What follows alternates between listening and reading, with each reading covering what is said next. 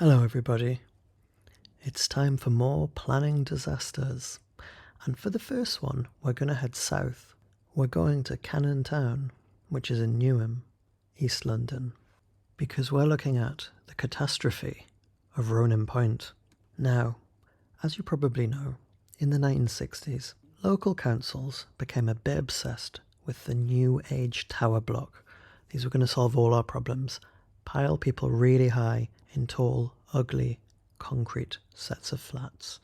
And that's just what they did. This, Ronan Point, was built from 1966 and was completed on the 11th of March 1968. Now, you may wonder, why have I not shown any before pictures? What did this replace? Some gorgeous Victorian architecture?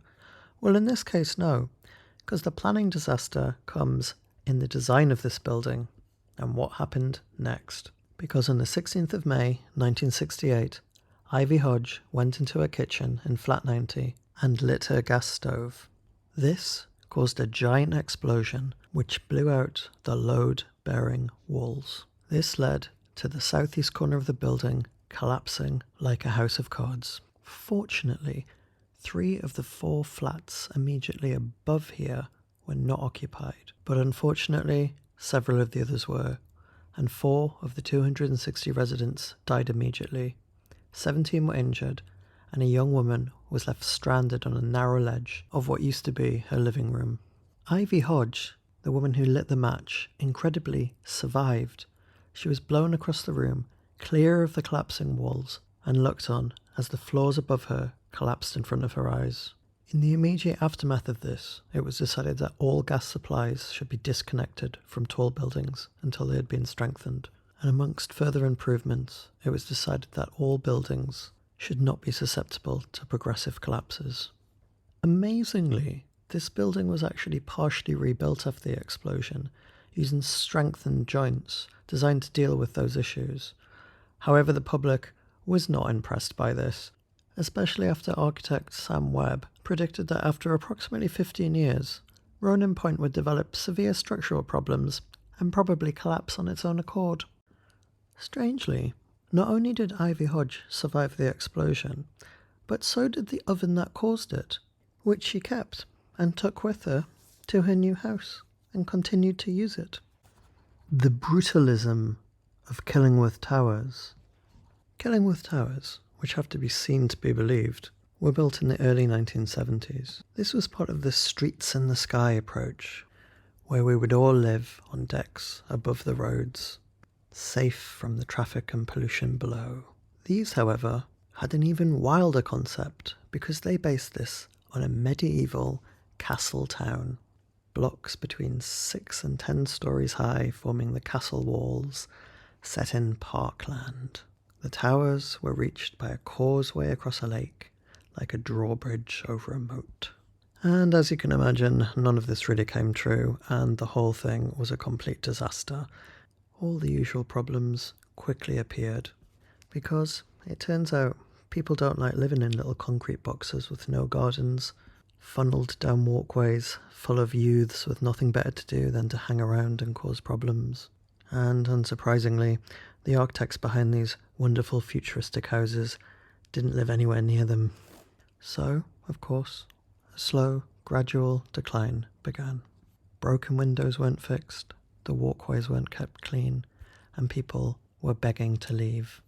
So, say it with me, they'd been sold a dream that turned into a nightmare. But what a nightmare this was.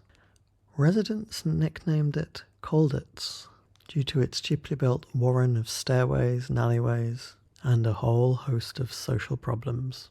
When it was first opened, they expected it to be so amazing that the tenants were hand-picked, but the architect behind the scheme, Roy Gazzard, blamed all the problems on problem families, saying that certain residents made living in the towers a daily living hell of vandalism, burglaries, violence, noise, and social problems.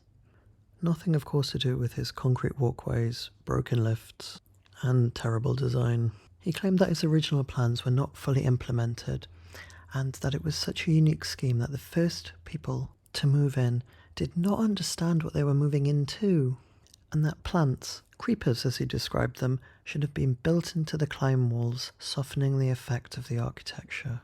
Well, when people got in, they couldn't wait to get out, but it was a slow process. Little by little, during the 1970s, people began to get out of this place, and by the 80s, most of them were gone. By August 1987, only 6 tenants remained, and then the bulldozers moved in. By the end of 1987, this disaster was being razed to the ground. The area where this stood has now been turned into a proper housing estate with shops, pubs, and family homes. And Killingworth Towers is all but forgotten. Well, probably not to the people that had to live in it. The disaster of the Dunston Rocket. Now, I have a strange soft spot for this one because as I was growing up, I could see it out my bedroom window. Project on the tower began in 1968 and it was complete by 1971. The actual name of this building is the Derwent Tower, but that isn't what the locals called it. It was always the Dunston Rocket. The name helped along by its huge support structure at the base, making it look like a building ready to blast off into the skies. A 29-storey building, which was the tallest on Tyneside at the time. Living space for 1,300 people. It was of course hailed as the solution to the lack of low-cost housing. And here we find someone that might be familiar to some of you, because remember my video on the Get Carter car park? Well, this is by the same guy, Owen Lunder. He described it as an interesting building, a landmark, and I have no reason not to be pleased with it. But of course he didn't live in it, and some of the residents described it as a hellhole, and suggested, if it's so good, why don't you come and live here with us?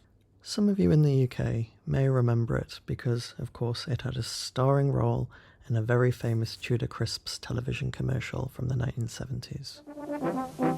Hey Jack, look at these now, be a canny bag of crisps. Right man, the Tudor or climbing mountain.